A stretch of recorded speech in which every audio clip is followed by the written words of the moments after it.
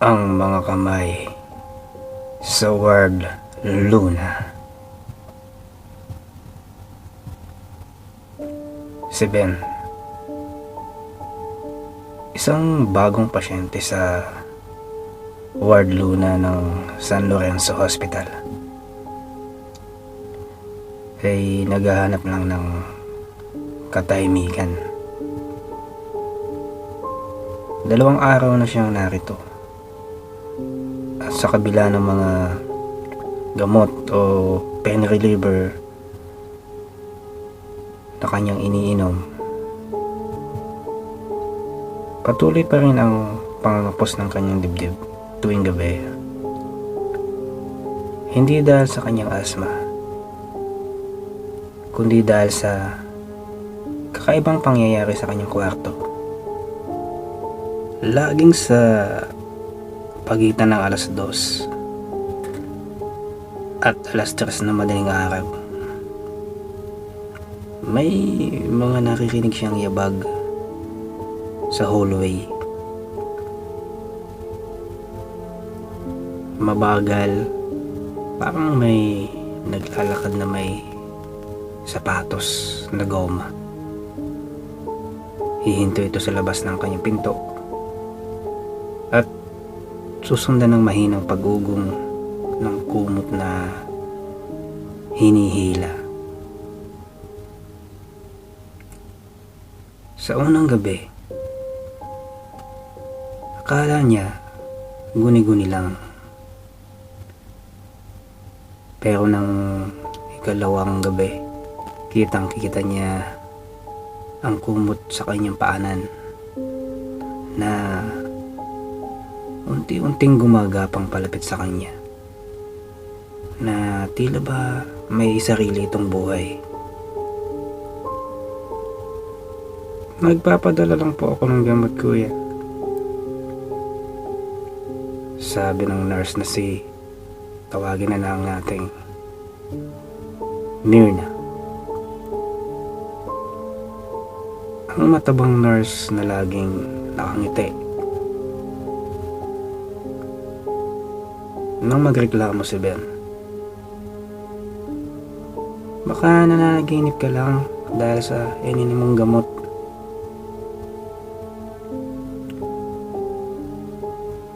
Pero nang gabing iyon, nagising si Ben dahil sa malamig na haplos sa kanyang noo. May nakatayo sa tabi ng kanyang kama, isang babaeng naka-uniform ng puti na pang-nurse. Pero sa sobrang payat at putla, ang mga daliri nito ay may kahabaan at malalamig na dampi na humahaplos sa kanyang pisngi. Hindi ito si Nurse Myrna. At nagwika ang kanyang nakita na, "Oras na para sa iyong gamot."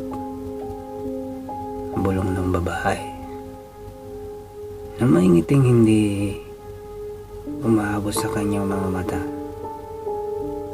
para bang ngiting aso lang.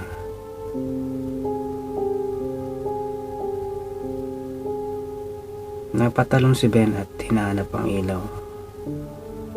Ngunit biglang nawala ang babae sa labas. Narinig niya ang yabag na papalayo na ito.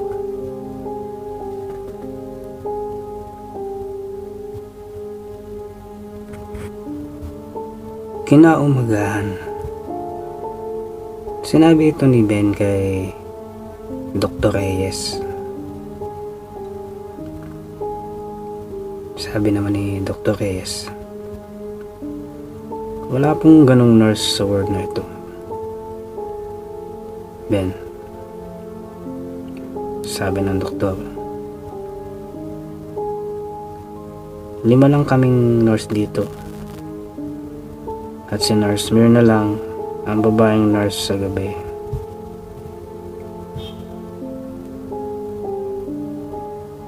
Nang gabing iyon, Handa si Ben. May dala siyang maliit na flashlight at ang kanyang cellphone.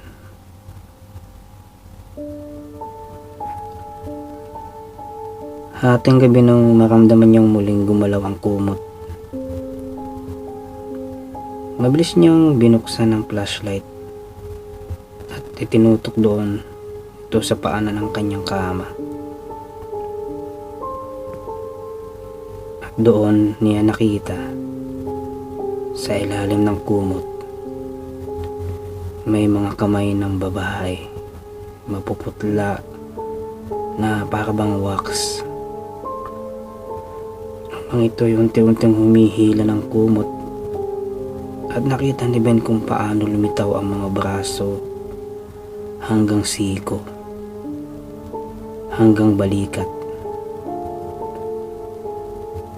At mula sa ilalim ng kama, umusbong ang isang ulo ng babaeng nurse na nakita niya. Ngumiti ito at sa ngiting iyon, nakita ni Ben ang mga ngipin nito na matutulis at maiitim. Alam mo ba kung bakit ako nandito, anang babae? Hindi ka namin tatantanan. Ikaw ang hinahanap namin.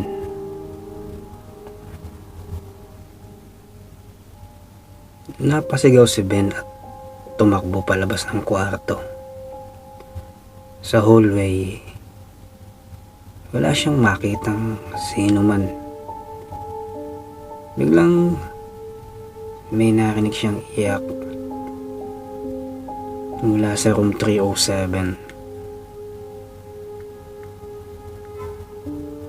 Isang silid na sinasabing sarado na sa loob ng 10 taon. Dahan-dahan niyang binuksan ito. Sa pagbukas niya ng pinto, ay nakita niya sa loob ay isa sa nagpanginig sa kanyang buong katawan. Doon, nakahiga sa kama, ay ang mga bangkay ng isang babaeng nurse.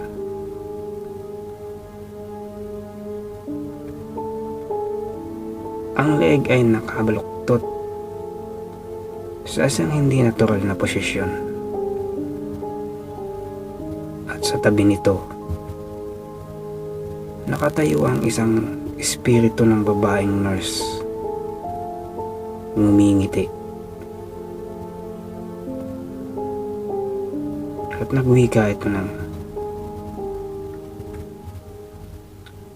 natagpuan mo ako. Ngayon, ikaw na ang papalit sa akin.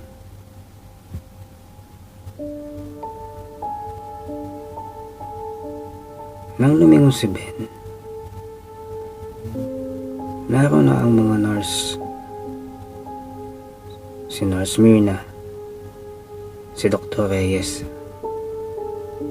at ang iba pang staff ng ospital. Nakatayo sa labas ng pinto. May mga ngiti sa kanilang mga labi. Maligayang pagdating sa ward Lola Ben. Wika ni Dr. Reyes. Dito, ang mga pasyente ay hindi gumagaling. Sila ay nagiging bahagi ng aming pamilya.